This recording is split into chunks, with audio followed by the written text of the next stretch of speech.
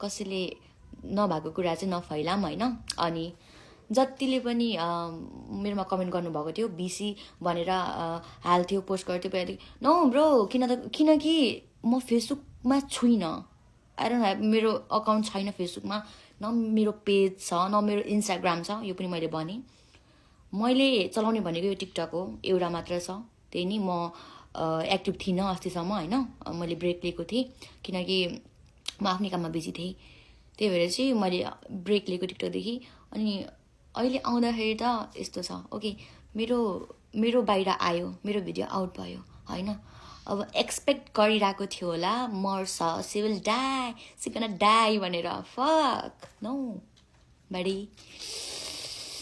म चाहिँ यस्तो नो आम चिल गर्ल हैन। अब लास बचाएर स्ट्रङ गर्ल हैन, लास बचाउनु भन्छ पनि भनेको थियो। अनि त्यो कमेन्ट चाहिँ केटीले गरेको थियो क्या, सुन बहिनी यता सुने। तिम्रो लागि सानो मेसेज हैन। तिमीले पनि गरेको होला, भन्दिनँ गरेको छौ भनेर, गरेको होला गर्न सक्लाउ हैन।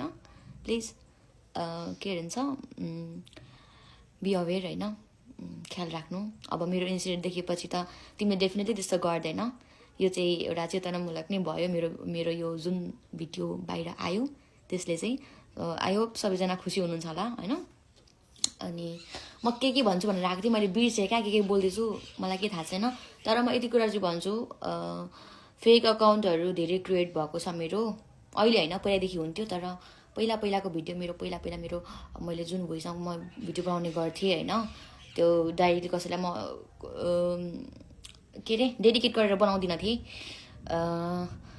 त्यो भिडियोहरू चाहिँ अहिले जाँदैछ होइन। मेरो फेक आइडी बनाएर के भन्छ म भएर चाहिँ यस्तो प्लिज म त्यस्तो त्यो के अरे विचारा भन्ने टाइपको छैन है मेनली कुरा चाहिँ। अनि बी स्ट्रङ कमेन्ट देखिरहेको छु मैले, म स्ट्रङ छु। थ्याङ्क यू सो मच तपाईँहरू सबैजनालाई, कतिले राम्रो कमेन्ट गर्नुभएको छ। अनि